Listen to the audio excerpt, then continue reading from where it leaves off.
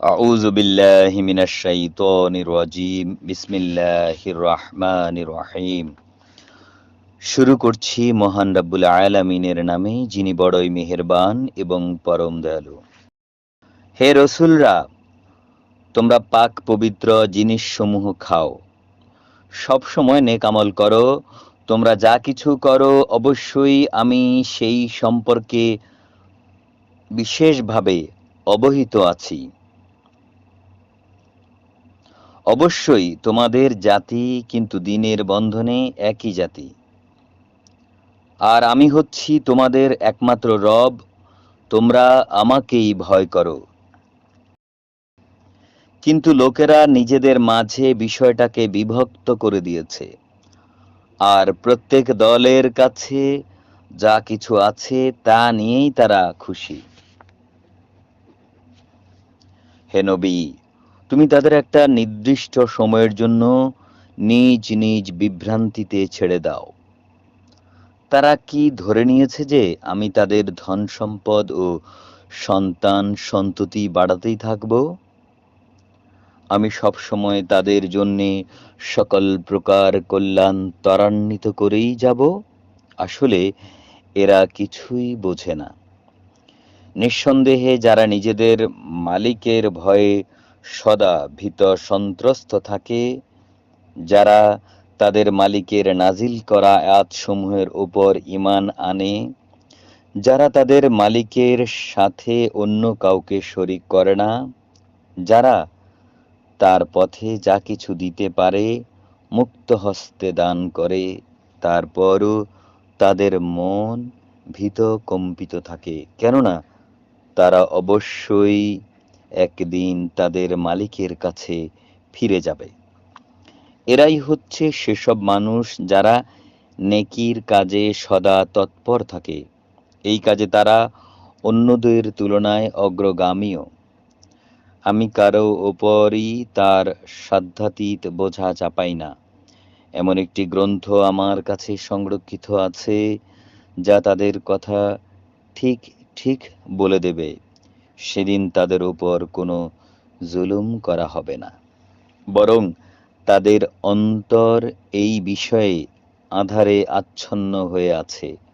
এছাড়াও তাদের জীবনে আরো বহুতর খারাপ কাজ আছে যা তারা সব সময়ই করে থাকে। এরা এ থেকে কখনো বিরত হবে না, যতক্ষণ না আমি তাদের ঐশ্বর্যশালী লোকদেরকে নানা শাস্তি দ্বারা আঘাত করব। এমন হলে তারা সাথে সাথেই আর্তনাদ করে উঠবে। আল্লাহ তাআলা বলবেন, আজ আর আর্তনাদ করো না, আমার পক্ষ থেকে তোমাদের কোনো সাহায্য করা হবে না। যখন আমার আয়াতসমূহ তোমাদের সামনে তেলাওয়াত করা হতো, তখন তোমরা উল্টো দিকে সরে পড়তে নেহায়াত দম্ভ ভরে। পরে সেখানে অর্থহীন গল্পগুজব ছুড়ে দিতে। এরা কি কোরআনের কথার উপর চিন্তা গবেষণা করে না? কিংবা তাদের কাছে নতুন কিছু একটা এসেছে যা তাদের বাপ দাদাদের কাছে আসেনি? অথবা তারা কি তাদের রসূলকে চিনতেই পারেনি, যে জন্যই তারা তাকে অস্বীকার করছে? কিংবা তারা কি এ কথা বলে যে তার সাথে কোনো রকম পাগলামি রয়েছে, বরং আসল কথা হচ্ছে রসূল তাদের কাছে সত্য বাণী নিয়ে হাজির হয়েছে এবং তাদের অধিকাংশ লোকই এই সত্যকে অপছন্দ করে। যদি সত্য তাদের ইচ্ছা আকাঙ্ক্ষার অনুসরণ করত, তাহলে আসমান সমূহ ও জমিন এবং আরো যা কিছু এই উভয়ের মাঝে আছে অবশ্যই তা বিপর্যস্ত হয়ে পড়ত। পক্ষান্তরে আমি তাদের কাছে তাদের নিজেদের কাহিনী নিয়েই এসেছি, কিন্তু আশ্চর্য, তারা এখন তাদের নিজেদের কথাবার্তা থেকেই মুখ ফিরিয়ে নিচ্ছে। তবে কি এরা মনে করে তুমি এদের কাছে দিন পৌঁছানোর জন্যে কোনো রকম পারিশ্রমিক দাবি করছো?